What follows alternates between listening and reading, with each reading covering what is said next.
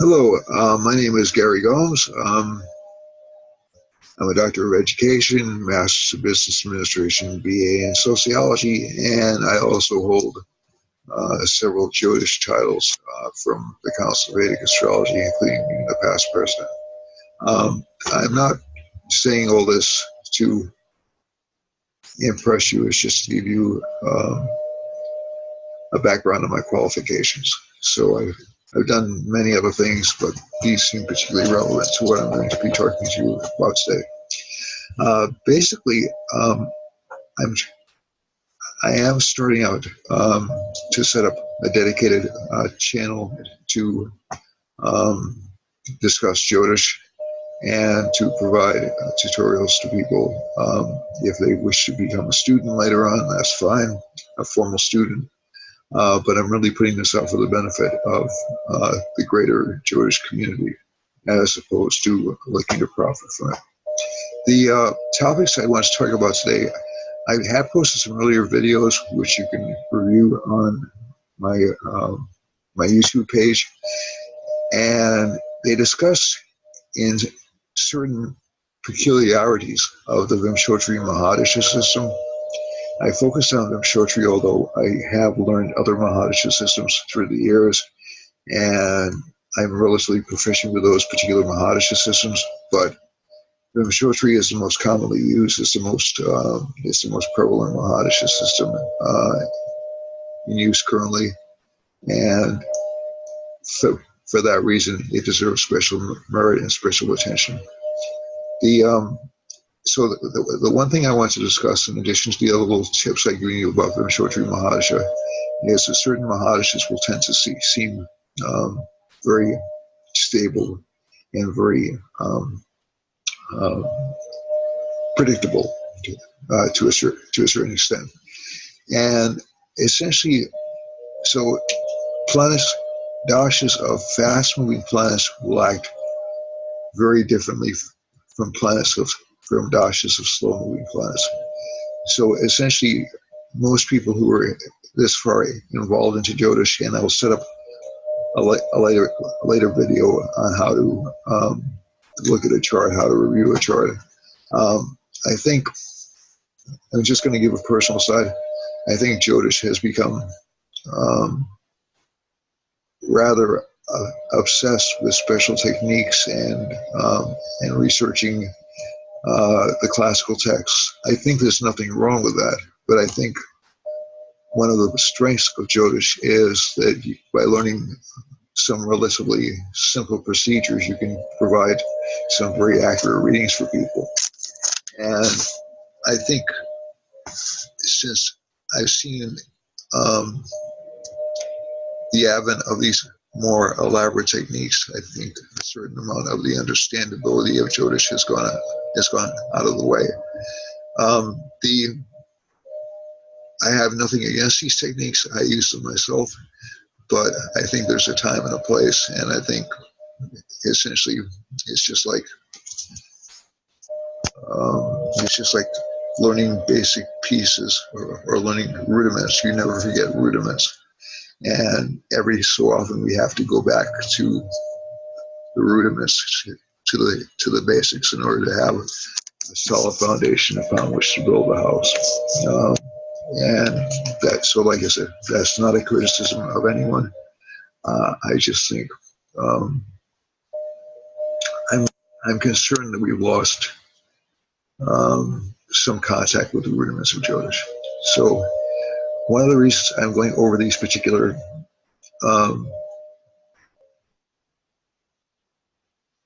elements of Mahadasha interpretation is because these are essentially things that can be understood by virtually anybody. They're not really complicated techniques. They're really very straightforward.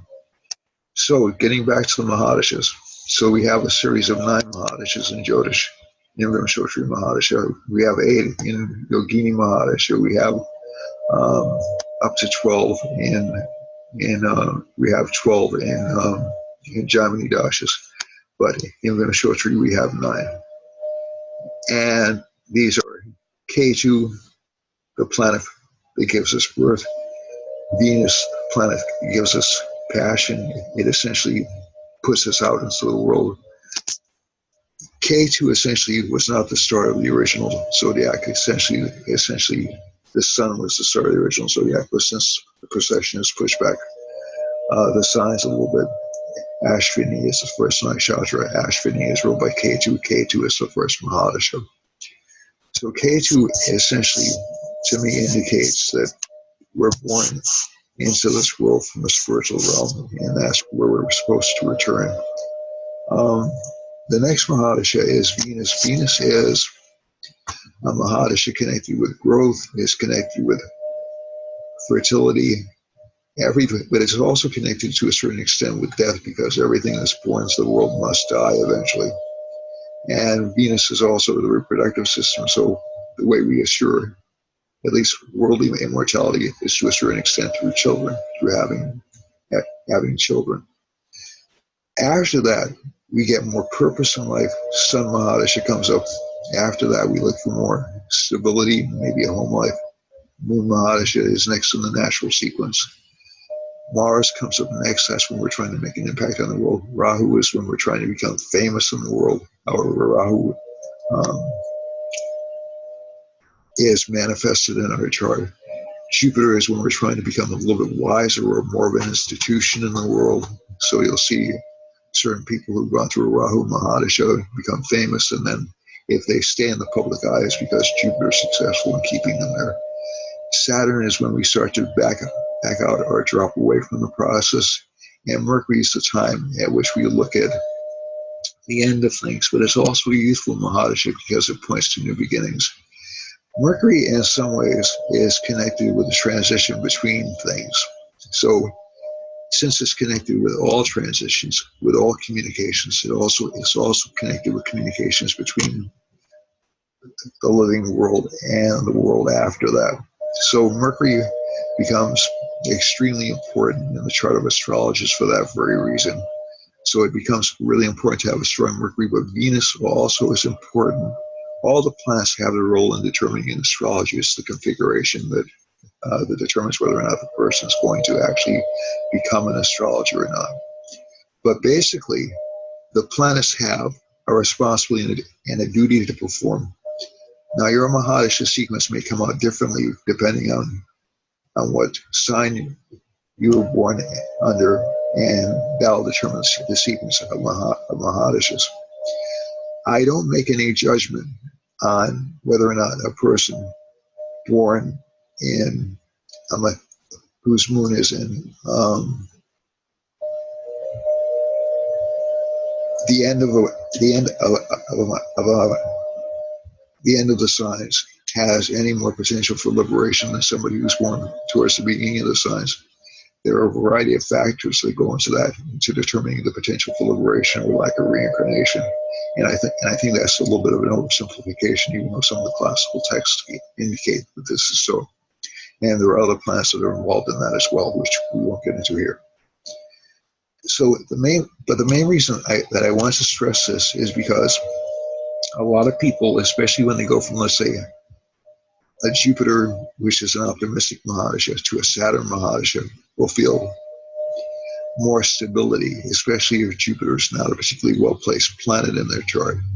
They'll feel more predictability, everything's more work-oriented. When they go from Saturn to Mercury, everything seems like it's playtime again. It's almost like you're a kid again. All possibilities open up. K2, you start to get a little bit bored with all the possibilities, but you still may explore them.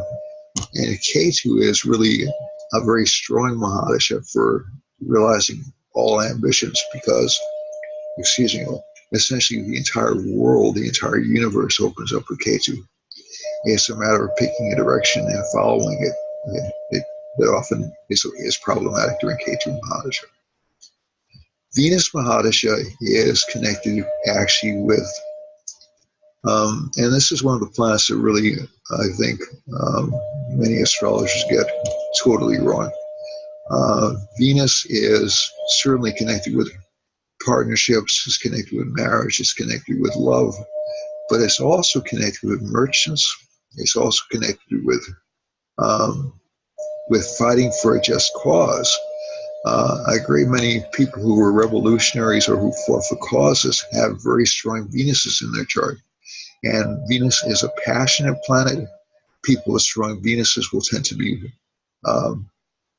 will not like to see injustice, or at least their version of injustice, take place. And they'll actually fight for it. They'll actually try to right wrongs in a chart. David Frawley has said years ago in one of the first books on Vedic astrology, Astrology of the Seers, one of the first books in the United States, that Venus wants to see heaven on earth, or James Braha did, I can't remember which one, but basically the idea of Venus being number one, an evil planet, and number two, a passive planet. Those are both totally incorrect. It is connected with luxury to a certain extent, or the finer things in life, but Venus is also one of the most discriminating planets, and also one of the smartest planets in Vedic astrology. So this is not meant to be a praise of Venus, but it is said that only a god can defeat Venus. No other planet can defeat Venus or guide Venus in the chart. And it's the brightest of the stars. Essentially, in Vedic astrology, strength comes from brightness. And Venus is of a higher magnitude of brightness than any planet, than any graha, except for the sun and the moon. The sun is usually a time of intense activity, intense work. Sun is Saturn's father, after all. Moon is a time of restlessness to a certain extent, because the moon in Mahadasha is very fickle, and I'll talk about this in a little bit more detail in a few seconds. Rahu sees once and wants to have everything. It's all eyes and senses. It doesn't have any body to catch things or hold things in. Jupiter is wisdom. It is settling down. It is becoming part of accepted wisdom. So Venus will be more of a young revolutionary. Jupiter will be more of a person who's accepted the world as it is. Okay, so the basics of the two planets. So both speak variations of the truth, because the world isn't a fair place. The world isn't meted out to people in equal amounts, and that's what Venus sees and recognizes. Jupiter, on the other hand, says, well, the world can't be any other way than the way it is, and you're fighting yourself if you try to make it something else. And there are several different perspectives you can take on this. You don't have to take, honestly, for some rising signs, Jupiter is not a good planet. And Venus is a tremendously good planet. So for certain rising signs, like for Capricorn and Aquarius and Libra and Taurus, Jupiter's not really good. It causes problems. It causes material excess for Taurus. And for other planets, and for Libra, it causes enemies and strong ambitions. So it's not necessarily a negative, but it can be problematic. And Saturn, for other planets, tends to be really good. For other rising signs, tends to be excellent. And let's say for Capricorn and Aquarius, Venus is the best sign, or is the best planet, excuse me. So when you take, and for Sun and for Leo and Cancer, Mars is the best planet. So all of the malefics will tend to do good things under certain circumstances. Some benefics may be harmful. So that's important to realize when you're looking at Mahadashas. The final thing, and just go on. So we've gone up to Jupiter. We start off with Saturn, so that's fine. It's a Saturday, so we start with Saturn. Basically, when you're looking at the Mahadasha, so like I said, when you're in a Mahadasha of Saturn, you expect things to move slowly. The emphasis will be on work. When you're in a Mercury Mahadasha, the emphasis will be on play, but also learning, communication, knowledge. the acquisition of all knowledge. When you're in and, and and when you're in Jupiter, to a certain extent, you're looking for things that make the world work as it does. You're looking for some kind of a reason for existence. You're looking for some kind of, um, of ethical principle or code to live your life by. All the planets, but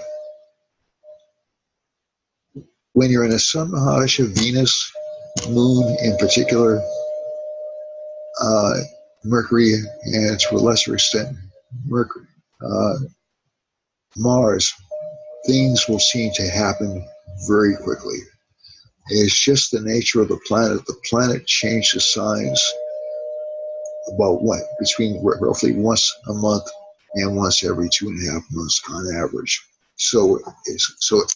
And as a matter of fact, in the Moon's case, it changes signs every 2.5 days. So you'll be kind of bounced back and forth a little bit during Moon Mahadashas, and it'll be tough to make things to stabilize things or even stabilize emotions.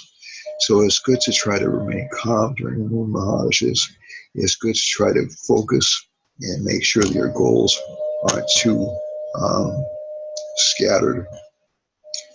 There'll be exceptions to this. Let's say if the Moon is in fixed signs, but some of the fixed signs that it can be placed in are a little bit difficult emotionally, like Scorpio Moon. The person will tend to see the worst in everything. Moon in Aquarius, the person will tend to see everything as ephemeral. So it's Moon in Leo, Moon in Taurus, pretty good. Moon in Cancer, very good. And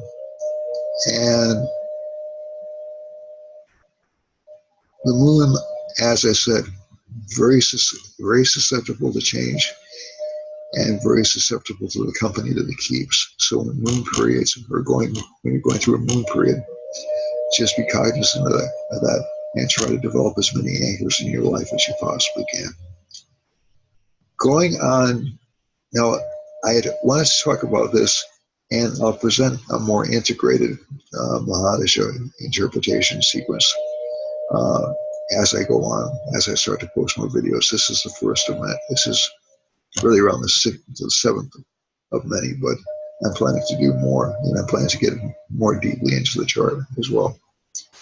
But basically, but also, please, folks, when I say these things, I'm just encouraging you, and this is just from me to you as a person who's seen a lot of people look, especially online, look at something and say, well, I have such and such a placement.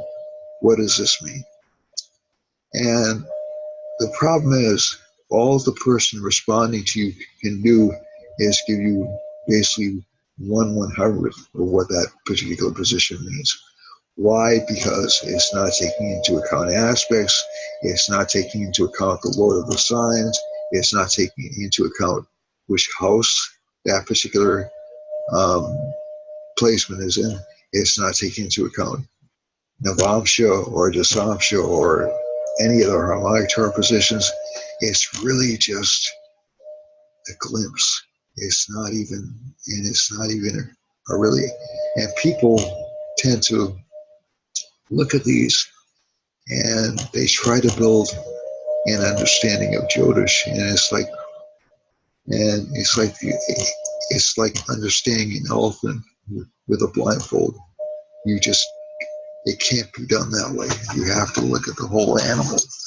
You have to have a panoramic view of the animal. So just don't be offended if you ask for those questions. I think they're natural curiosity factors that we have as people. But boy, don't draw any conclusions from what you hear. Okay. Yeah, because you need to have some kind of a basis of understanding how to interpret a chart, and you also need to have some kind of an understanding of the bigger picture of Jyotish. Okay, so I'm almost begging you, because I've seen a lot of people just go like, yes, that's true, and then and somebody coming back, no, that's not true, and it's not true for them. It's really It's like taking a jigsaw puzzle and half the pieces are missing, or maybe 75% of the pieces are missing. You're really not going to get a good picture of who you are, or even how that planet manifests.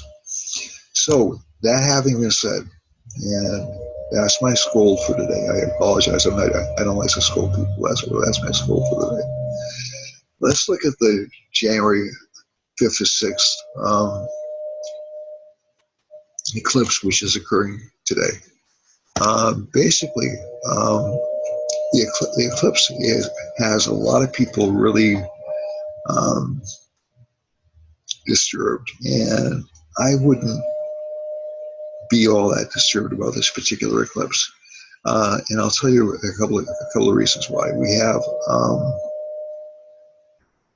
is a new moon. Eclipses usually occur on a new or a full moon, and is in the sign of Sagittarius or Denus, and it's in the company. The eclipse is in the company of Saturn, which is a little bit of a difficult position, but also in the company of Mercury, which is kind of a buoyant planet. The lord of the house in which the eclipse occurs is Jupiter, which is placed in Scorpio. Jupiter right now is in the company of Venus, so we have two benefics in the sign behind the eclipse. This is actually a good thing. The eclipse will tend to diminish barriers, get rid of obstacles that have been standing in the way of progress, especially being caused by that very difficult Saturn transit to Sagittarius that happened starting in October of 2007. And a lot of people are interpreting it as an institutional shaker, and I think that is a factor, but I think it's more connected with belief systems and ideologies because it's in the sign of Sagittarius, which has to do with those things more than governmental structures. Some leaders will leave over the next 9 months. That's for sure. Some leaders will leave office. And I'll tell you which parts of the world will be affected most strongly by this eclipse. The places where it's seen, obviously, parts of China and the Far East will be strongly affected by this.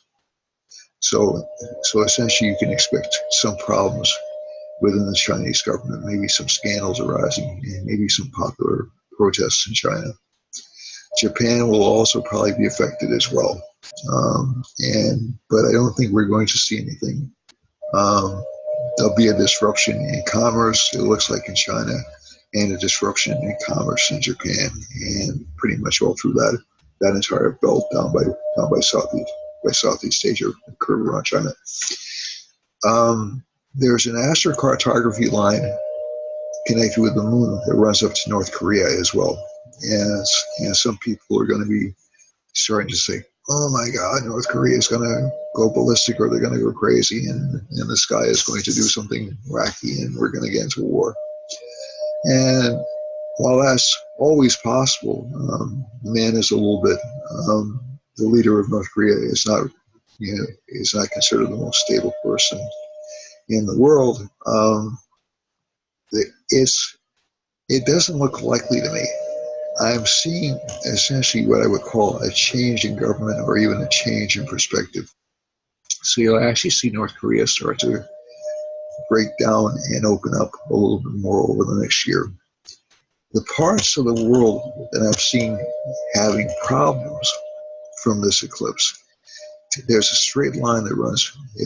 There are Mars and Saturn lines that run straight down through Ohio to Florida, to the panhandle of Florida, all the way to South America through western Brazil. And that part looks like it's going to have some political struggles or some political problems. It'll also affect the price of oil. The price of oil will probably get more scarce, and you'll probably see a price increase over the next year. That will have an effect on the economy, but you won't really feel it until really until around the end of the year, until the end of 2019. The other part of the world that I'm really looking at with a lot of concern is Europe, and especially France and Germany. France and Germany, we know that Germany is already headed for a change in leadership. That's already been stated, but it looks like it's going to be a less civilized change in leadership than they're used to. So I'm not saying there's going to be a revolution, but you may see some assassination attempts in France and in Germany, and you may see some violence both in around Ohio and the entire line going from Florida all the way down to Venezuela, Brazil, and Uruguay, Paraguay, and Argentina. The other part of the world that I focused on pretty strongly was I focused on the Middle East because I have a lot of connections out there. But Turkey is having a moon sign, is having a moon line go over that part of the world as well, and so is Saudi Arabia. So I think you'll start to see some signs of change in government, either reform or a different government getting elected. In Saudi Arabia, I know that's tough. In Turkey is an elected democracy, so that could happen. And you'll also see some disruption in Eastern Europe. Eastern Europe, I think, will actually get hurt more by some of the trade policies that are going on right now than even China will, because Eastern Europe's been benefiting from those trade policies over the past few years. But basically, from the charts, from what I've seen from the charts, the sensitive points tend not to be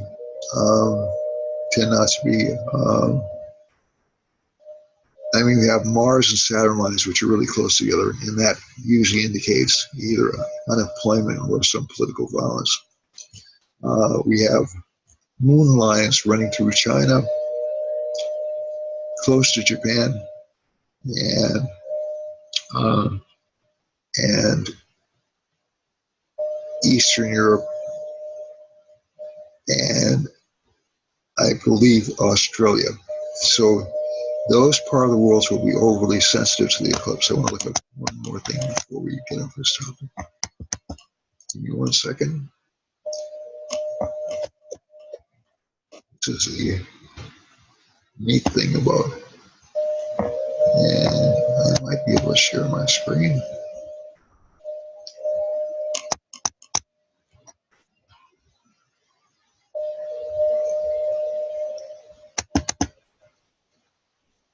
All right. Okay, so let's go back here. I'll try it again.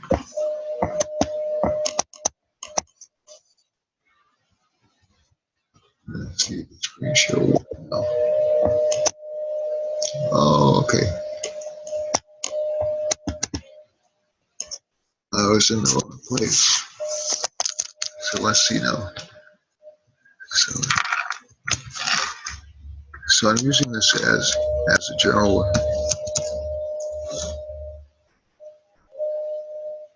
eclipse.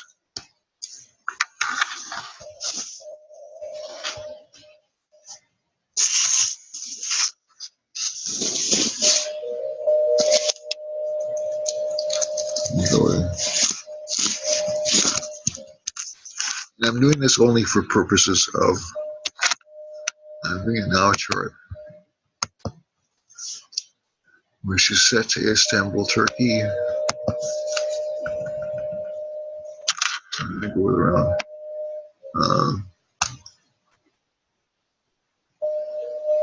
So it'll be around.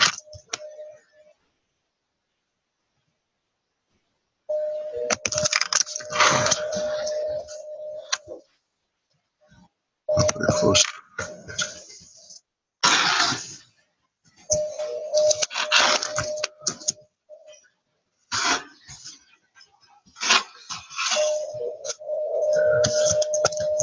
And so we have, it'll be around. I'm going to be very gentle in this because I don't think precision is really necessary. I'll be honest with you, I don't think precision is really necessary in an eclipse chart.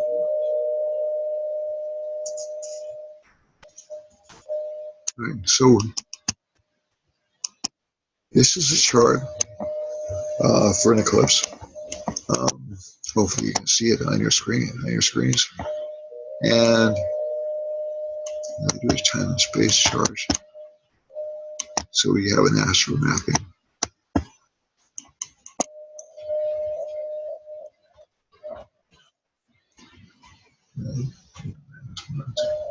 All right, so this is where, so the sun line, so Mars and sun lines go through, and we have a descendant sun, and Mars passing right through, basically right through Eastern Europe. Yeah, that's right, Eastern Europe. We have essentially Jupiter and Venus lines passing over the middle of the United States. And one of the things I was worried about is essentially we have a Mercury line close to Ohio, and we have a Mars line. Just give me 1 second.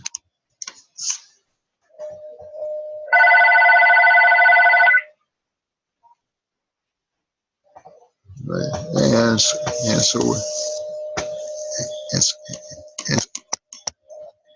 and we have a sun line going over here in California. Now that could give the possibility of more earthquake activity in California. Mars line could give a possibility of more earthquake activity in Western Canada, but it's only a possibility in near Hawaii. And the other line that I'm a little bit worried about is there's a Rahu line passing really close to Saudi Arabia. Now, the Rahu line also passes close to Turkey, so there will be some civil unrest, I think, in Turkey. But also, I think, judging from other charts I've looked at, Turkey is going to become, quote unquote, a famous place over the next year or so. And also, we have a Rahu line going over Japan. We have a Mars line going over Western China. And essentially, we have moon lines going up here. So that's what I was trying to show you before.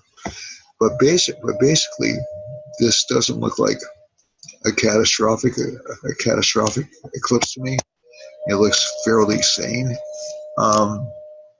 The eclipse around the end of the month, the January, I believe it's January 24th, the lunar eclipse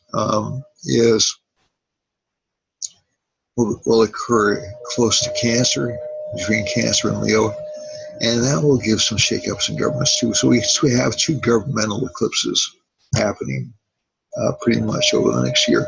But again, I don't think you're going to see anybody unseated from office this year. You will see a lot of contention, especially in the United States. A lot of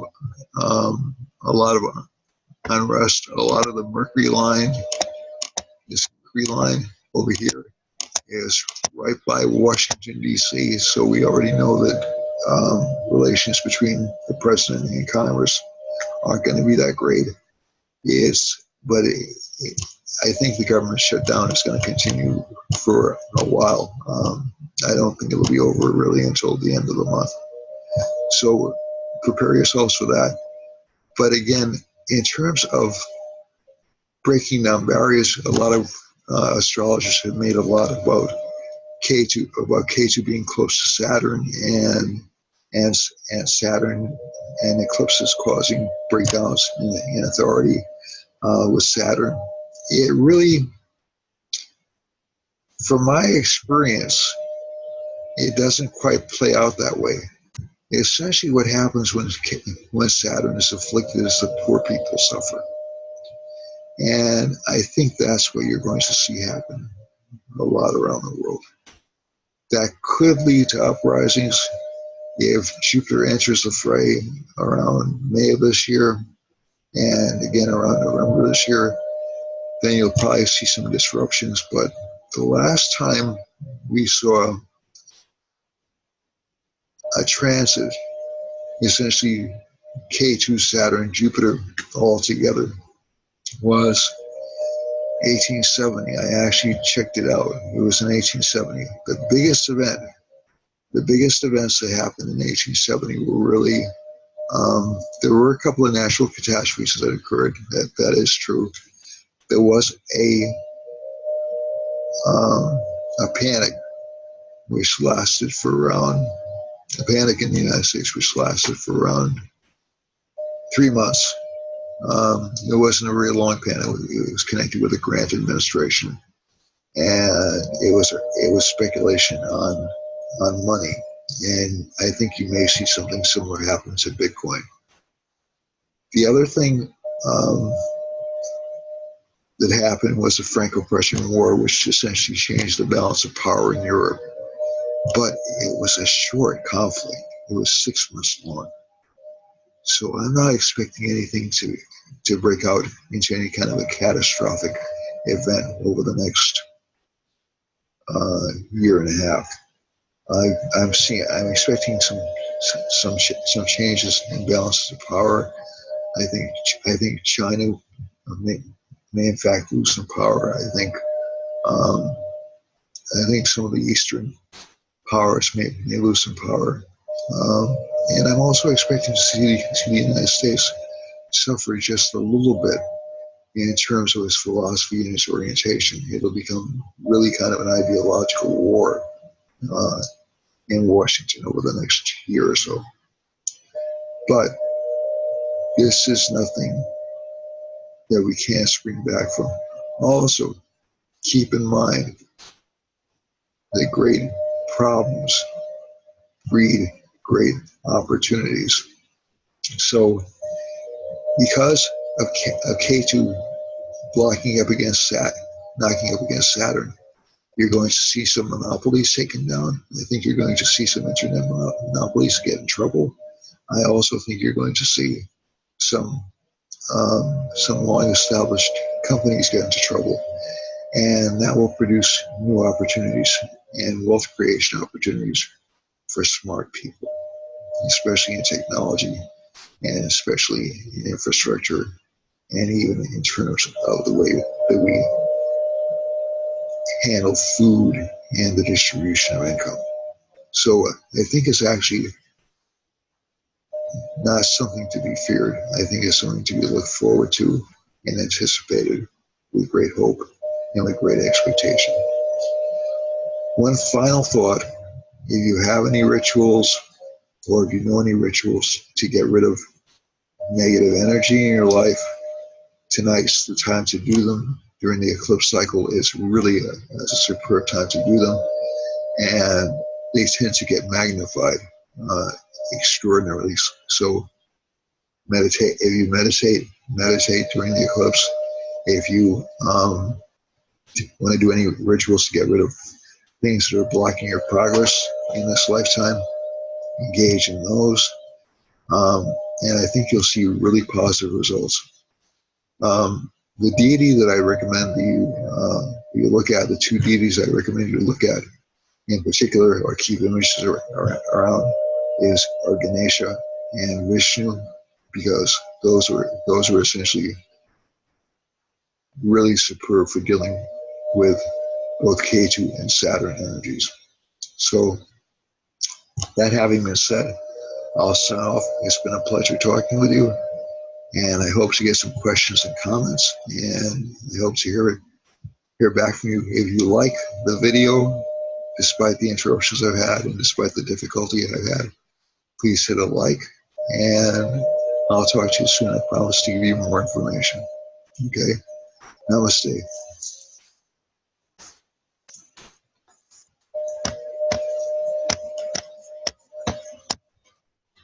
And these will get better in terms of presentation as I go on, I promise.